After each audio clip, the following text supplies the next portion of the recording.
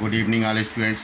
बेटा साइंस में आपको चल रहा था परमाणु की संरचना, और परमाणु की संरचना में मैंने इलेक्ट्रॉन, प्रोटॉन, न्यूट्रॉन तक करा दिया था, यानी न्यूटन के गुण तक करा दिया था। और आज होना है परमाणु संरचना यानी स्ट्रक्चर ऑफ एटम।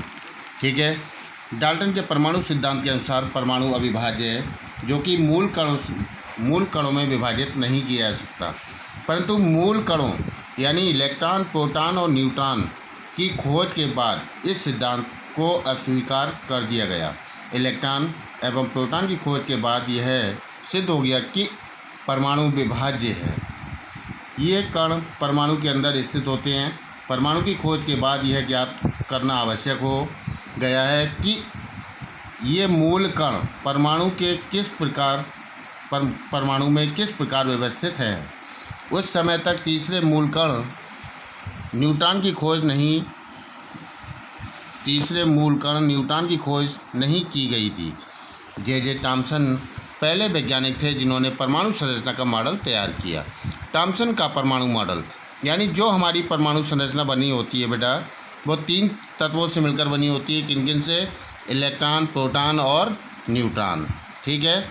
अब आता है थॉम्सन का परमाणु मॉडल।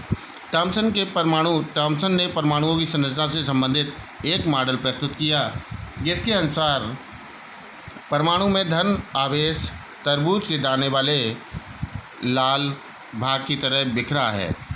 ठीक है। जबकि इलेक्ट्रॉन धनावेशित गोले में तरबूज के बीज की भांति धंसे हुए हैं। ठीक है। ये दिखाई दे रहा है बेटा,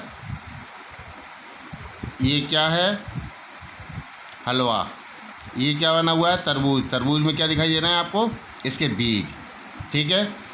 अब थॉम्सन ने प्रस्तावित किया है कि परमाणु धनावेशित गोले का बना होता है और इलेक्ट्रॉन उसमें धंसे होते हैं। ऋणायन तथा धनायन आवेश परिणाम में समान होती है, इसलिए परमाणु वैद्युतीय रूप से उदासीन होते हैं। यद्यपि थॉम्सन ने मॉडल से परमाणु के उदासीन होने की व्यवस्था की, परंतु दूसरे वैज्ञानिकों द्वारा किए गए प्रयोगों के परिणामों को इस मॉडल के द्वारा समझाया नहीं जा सकता।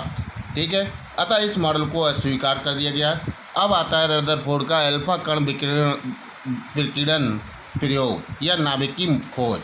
ठीक है। इसमें आता है बेटा ई रदरफोर्ड सन 1871 से 1937 का जन्म 30 अगस्त 1871 में स्प्रिंग ग्रोवा में हुआ था।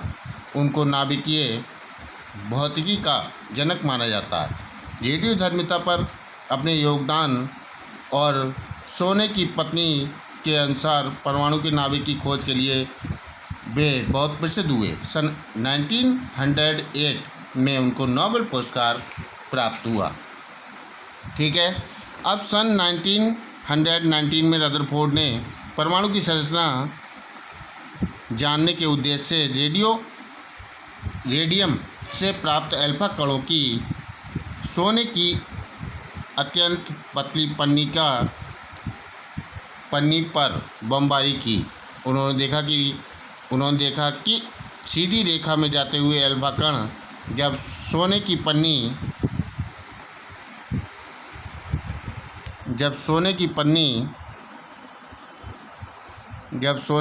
पन्नी इसलिए चुनी क्योंकि सोने की पन्नी बहुत पतली होती है।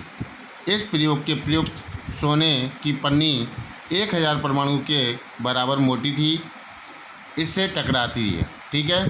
तो उसमें से कुछ अपने मार्ग से विचलित होकर कुछ 90 डिग्री के कोण से विचलित होकर विभिन्न दिशाओं में बिखर जाती है, परंतु अधिकांश अल्फा कण सीधे निकल जाते हैं। कुछ कण अपने मार्ग से थोड़ा विक्षेपित होते हैं, कुछ 90 डिग्री के कोण से अधिक कोण पर विक्षेपित हो जाते हैं, और कुछ कण अपने मार्ग पर लौट आते हैं, जैसे कि वे किसी ठोस, अभेद तथा प्रतिकर्षी वस्तु से टकराए हों।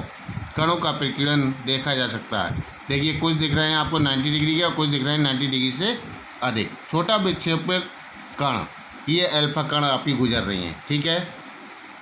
अधिकांश अल्फा कण जो है वो सीधे निकल गई हैं। ठीक है। कुछ किरणें जो हैं, अल्फ़ा किरणें जो हैं वो 90 डिग्री से कम और कुछ 90 डिग्री से अधिक पर वो मुड़ जाती हैं। ठीक है, केवल इतना ही आपको करना है बेटा आज।